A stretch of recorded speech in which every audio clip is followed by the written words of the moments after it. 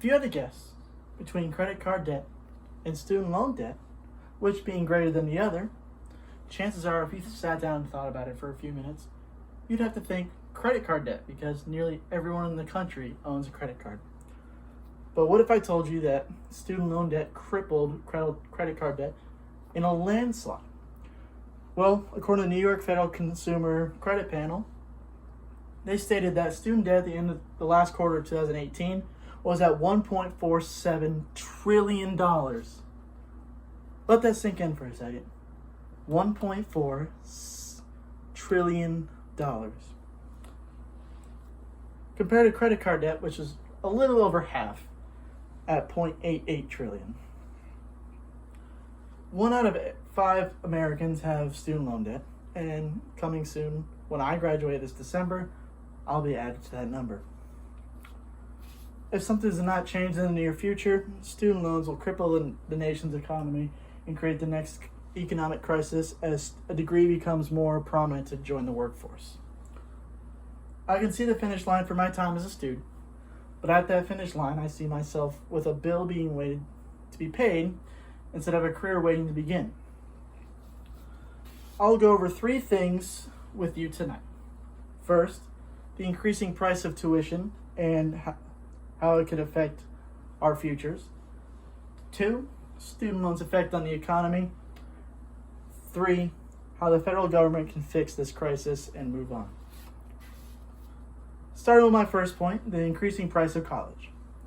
With the demand of a bachelor's degree becoming a premium right now, the attendance of college has risen dramatically over the last few years.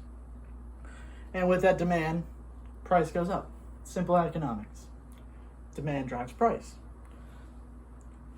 The inflation of college tuition is higher than the national inflation average for living costs. And according to the College Board in 2015, assuming a 5% increase each year, the price of tuition alone will rise more than double, or nearly 250% by 2033. You might be thinking, wait, why does this matter to me?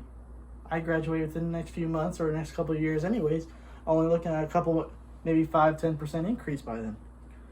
But if we look 20 to 25 years down the road, we are looking at kids of your own or your friends' kids or whoever it may be could be applying to their colleges of choice. And we're looking at maybe $100,000 for a 4-year public university. Or if you want to think of private school, why not? Nearly $500,000. Is that a bill you'd want your kid stuck with, or is that something that you would want to pay? Chances not. Chances no. Let's move on to my second point. How student loans affect the economy. In the 2018 report of the Federal Reserve Bank of New York, they reported nearly 45 million Americans had student loan debt. And the amount of student loan debt is greater than both credit card and auto loan debt. And if this trend continues, we could be looking at the next Great Recession. Consider it like 2008 in the housing bubble. And according to a report from the Federal Reserve in 2017, the average monthly payment ranges from $200 to $300 a month. That doesn't seem like a lot now because we are on the verge of graduating or we have a job that we like. But this comes into play for those who take out the loans and they don't finish school. They have to pay for the degree itself, but we are looking at entry-level jobs or jobs that they can't pay to live with. If these people start defaulting on their loans and not paying them because they can't afford it, this will start to cause more and more unpaid loans, and it could just start the next recession, just like the housing bubble. And let's move on to my third point. How colleges and federal government can fix this. Getting a college degree is something that should be celebrated, not billed. I believe that college graduates should receive a significant discount or at least partial forgiveness for completing their degree program. We should incentivize graduating college instead of forcing it to be paid back. This will create a higher graduation rate than we have now. And if for uncertainty, it'll allow those who are thinking about giving up or don't want to finish up their degree, it gives them a reason to keep moving on and push towards that finish line. But we all know that some things come up for certain people, and we have to think about that. And we can consider if they have an unforeseen circumstance, we can let them apply for forgiveness so they don't have to deal with some type of family emergency as well as paying their bill.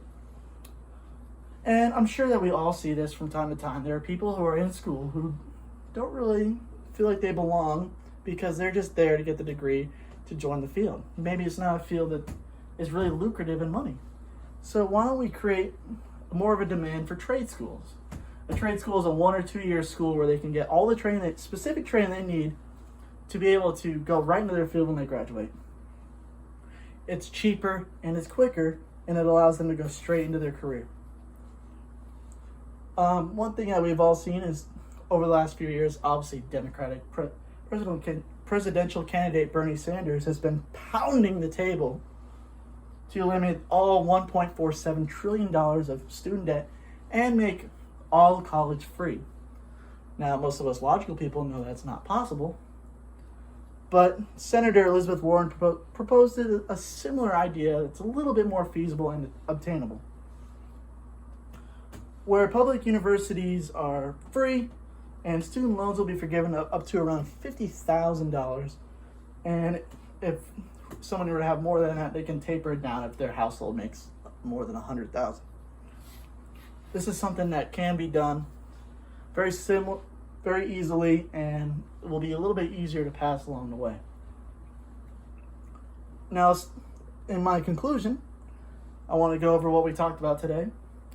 I outlined the increasing amount of student debt could cause an economic collapse if we don't do anything or take action on this soon.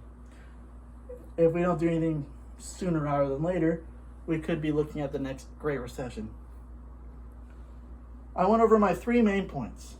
First, we had the increasing student loan debt and how tuition affected that, and we could be looking at paying more than double in the next 15 to 20 years. Student loans and how they could cripple the economy and how they are currently affecting the economy today. And 3, the incentives of graduating. We should incentivize graduating instead of forcing it to be paid. Now, I know that 1 out of 5 Americans, including myself soon to be, will be stuck with a bill 6 months after we graduate. But hopefully with a few changes here and there, we could be looking at 5 out of 5 Americans having no student debt. Thank you.